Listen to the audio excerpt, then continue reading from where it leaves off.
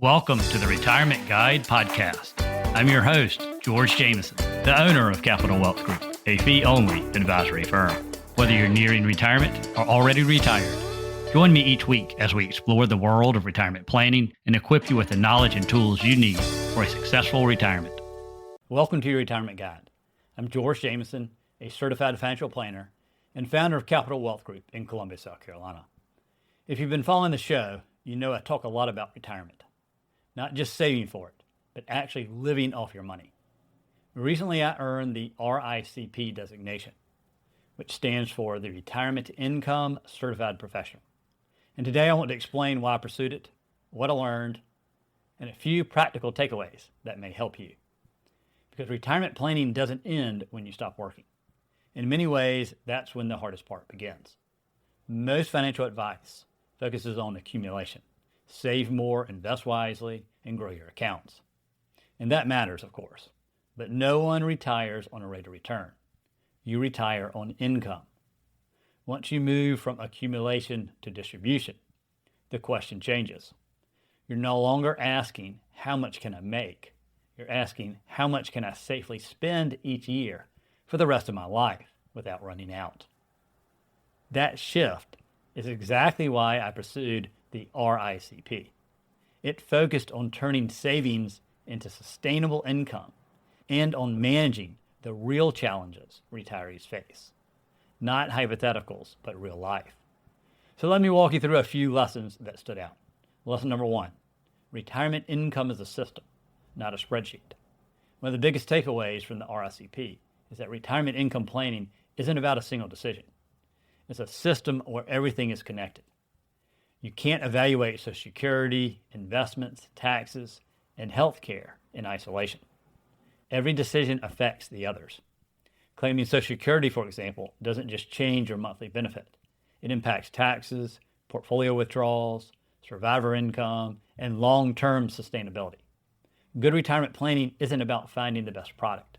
It's about coordination. And then lesson number 2, longevity is the risk most people underestimate. Many worry about market crashes, and those matter. But in retirement, one of the biggest risks is simply living longer than expected. That can mean a 30-year retirement or longer. So the challenge isn't just growing money, it's making income last, while inflation quickly erodes your purchasing power. Now on to lesson number 3. The 4% rule is a good starting point, but not a plan. Rules of thumb can be helpful, but they are not retirement plans. Withdrawal strategies need to be tax-aware, flexible, coordinated with guaranteed income, and adjusted over time. Static approaches like blindly following the 4% or even 4.5% rule can break down quickly when markets are volatile or spending shifts. Now lesson number 4. Social Security is often your most valuable asset. For many retirees, it's the largest source of guaranteed lifetime income they'll ever receive. Small decisions here can add up to tens or even hundreds of thousands of dollars over a lifetime. And now lesson number 5. Taxes often matter more after retirement than before. In many cases, tax planning becomes even more important. So let me leave you with a few practical takeaways if you're nearing retirement. Start thinking in terms of income, not account balances. Ask yourself, how much reliable income will this generate? And don't treat Social Security as a simple decision. Model it, stress test it, and consider survivor scenarios. Have a plan for healthcare costs, not just Medicare premiums, but out-of-pocket expenses and potential long-term care expenses. And then understand where your income will come from in down markets. If the market drops 20%, where does your paycheck come from? And build flexibility into your plan. Rigid plans break, adaptive plans survive. So who is retirement income planning really for? If you're within 10 years of retirement, recently retired, concerned about making your money last, unsure about Social Security timing, or worried about taxes and healthcare costs, this is where planning becomes essential, not optional. No designation guarantees outcomes, and no advisor can promise results. But the RICP represents specialized education focused on the phase of life where the stakes are highest. So here's my final thought. Earning the RICP didn't give me some magic formula. But what it did give me was a better framework, a way to think about retirement as a living, evolving system that prioritizes sustainable income over accumulation bragging rights. So if you're approaching retirement, don't just ask, have I saved enough? Also ask, have I planned for how I will live off this money? Thanks for joining me on your retirement guide. I'm George Jameson, CFP, founder of Capital Wealth Group.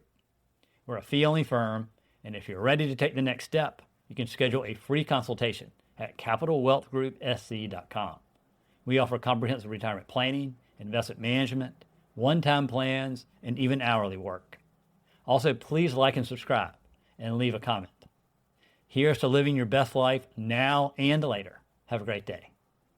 Thank you for tuning in to this episode of the Retirement Guide.